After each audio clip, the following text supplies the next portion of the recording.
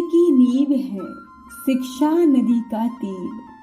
शिक्षा बच्चे की नींव है, शिक्षा नदी का तीर। शिक्षा से सुधरे सब कुछ, अलग होवे शीरनीर। हे हेलो नमस्ते आदाब सत श्री अकाल साथियों, you are with yours glittering girl Vanshi and listening to movie radio shows only on Dekhna vlog. आज हम बात करेंगे एनईपी की, यानी कि न्यू एजुकेशन पॉलिसी के बारे में आज हम बात करने वाले हैं, जो कि रिसेंटली इंडिया में इंट्रोड्यूस की गई है after a long period of 34 years. So I'll tell you about the top 10 changes brought in our education system. तो अब चिंता की कोई बात नहीं, let's do bum check। वो कैसे, नहीं समझे क्या?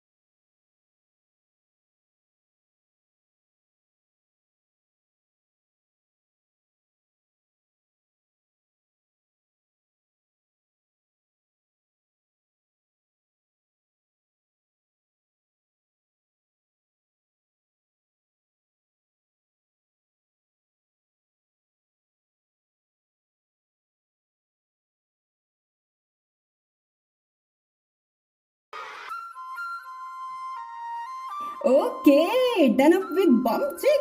नंबर 1 चेंज कहता है कि नो मोर 10+2 सिस्टम, यानी कि आज तक जो 10+2 का सिस्टम चला आ रहा था वो अब रिप्लेस कर दिया जाएगा 5+3+3+4 से। अब ये है क्या भाई, 5+3+3+4 में लुक लाइक अनक्लियर और कंफ्यूजिंग भी है सच में, but it is simple as it seems. दरअसल बात यह है कि ये जो नंबर्स हैं 5+3+3+4 यहाँ पर इंडिकेट करेंगे एजुकेशन के ईयर्स, वो भी बहुत ही सिस्टमैटिक वे में। सबसे पहले बात करेंगे हम 5 की। यहाँ पर 5 जो इंडिकेट करता है वो करता है फाउंडेशन स्टेज, यानी कि शुरुआत के उन 5 साल के बारे में यहाँ पर बात होगी, जो कि बेसिकली नर्सरी से क्लास 2 तक कंसिडर किए जाते हैं।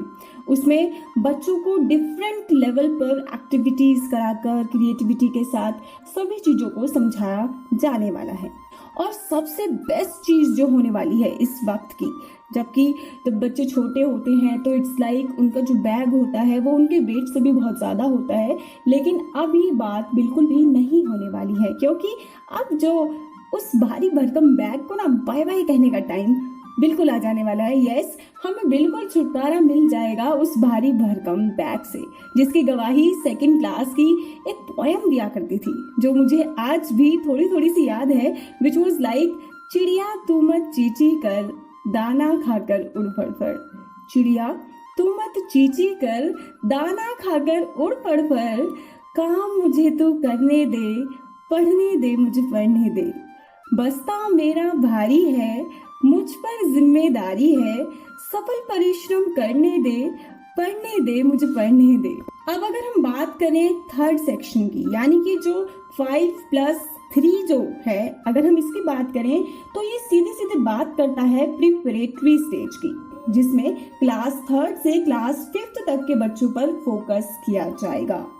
Along with this subjects like science, maths and arts इसमें यहाँ पर पढ़ाए जाने वाले हैं। इसके बाद अगर मैं 3rd की बात करूं, यानी कि जो नेक्स्ट वाला 3rd है +3 है, उसकी बात अगर हम करें तो this is going to be called as middle stage, और जिसमें आएंगी आपकी क्लासेस 6th से लेकर 8th तक, यानी कि इस स्टेज में बच्चे की स्किल्स पर और उनके इंटरेस्ट के बारे में गौर फरमाया जाएगा।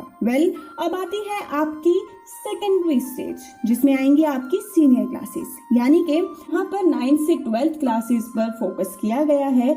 Let me tell you one thing, this is the biggest change ever that is introduced by the ministry for the senior classes. Yes, ये बहुत बड़ा चेंज है, और क्योंकि this is called as the most confusing phase of the schooling, but अब confusion को मारो गोली, क्योंकि नई शिक्षा नीति कचू बोली, और क्या बोलती है ये मैं आपको बता रही हूँ। एक्चुअली होता क्या था कि इस स्टेज पर आकर के ना सभी चीजें राउंड एंड राउंड हो जाया करती थी, क्योंकि आपको अपने लिए स्ट्रीम्स को चूज करना पड़ता था। और 8th तक सब कुछ नॉर्मल तरीके से होने वाली चीजें ना सडनली इतनी कॉम्प्लेक्स हो जाया करती थी कि बच्चा 10th तक आकर भी, 11th तक आकर भी ना 9th के लिए गए डिसीजन के बारे में ही सोचता रहता था कि कहीं उसने कोई गलती तो नहीं कर दी ना। अब ऐसा बिल्कुल भी नहीं होने वाला है, क्योंकि खुशखबरी ये है कि नो मोर स्ट्रीम्स नाउ। 9th से लेकर 12th का जो पीरियड होता था, अब उसमें बच्चे को स्ट्रीम्स से बांधा बिल्कुल नहीं जाने वाला है, क्योंकि स्ट्रीम्स का सिस्टम बिल्कुल भी नहीं चलने वाला है। अब बच्चे को जो पसंद है ना उसके अकॉर्डिंग ही सब्जेक्ट सिलेक्शन किया जाएगा। वो कैसे? वो ऐसे, if you want to study eco with chemistry, physics with history, maths with social studies, then you can. भाई होने को सब कुछ हो सकता है, और आप अपने इंटरेस्ट के अकॉर्डिंग कुछ भी पढ़ सकते हैं। मतलब कि मेरी मर्जी, मैं चाहे ये करूं, मैं चाहे वो करूं, मेरी मर्जी, मेरी मर्जी। Let's move to top second change.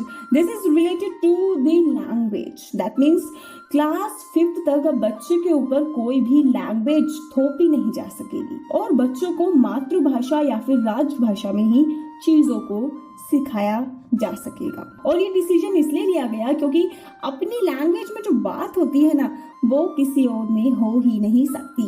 इसके साथ ही अब संस्कृत पर भी थोड़ा सा जोर दिया जाएगा, सो दैट बच्चे will be taught about the origin language of Bharat. और वहीं टॉप 3rd चेंज की बात कहूँ तो ये जो अब होने वाला है ये रिलेटेड है ऑनलाइन प्लेटफॉर्म्स की हेल्प से अब बच्चों को पढ़ाया जा सकेगा। यानी कि जो क्लासरूम का बोरियत वाला सिनेरियो होता था वो चेंज होगा और ऑनलाइन प्लेटफॉर्म्स के थ्रू भी पढ़ाई कराई जाएगी। अब आते हैं बोर्ड एग्जामिनेशन की तरफ, जो कि है टॉप 4th चेंज। आपको बता दूं कि अब पूरे साल पढ़ाई करनी होगी, और एग्जाम से मात्र कुछ दिन पहले पढ़ने का फंडा अब काम बिल्कुल नहीं आने वाला है, क्योंकि आप 1 साल का खाना 1 महीने में तो नहीं खा सकते ना। तो इसी बात को ध्यान में रखते हुए अब board exams semester wise conduct किए जाएंगे, यानी कि साल में 2 बार। अब पढ़ाई करो पूरे साल, रिजल्ट्स आएंगे कमाल कमाल कमाल। अक्सर ऐसा कहा जाता है कि बच्चा कर्म कर, फल की चिंता मत कर। लेकिन अगर किसी चीज का फल ना मिले आपको, तो शायद आपके अंदर उसको करने की डेडिकेशन और जो शिद्दत होती है ना वो कहीं ना कहीं कम हो जाया करती है। एटलीस्ट कलयुग में तो हो ही जाती है। कलयुग में तो ऐसा चलता ही है कि भाई हमें तो फल भी चाहिए और कर्म तो हम कर ही रहे हैं।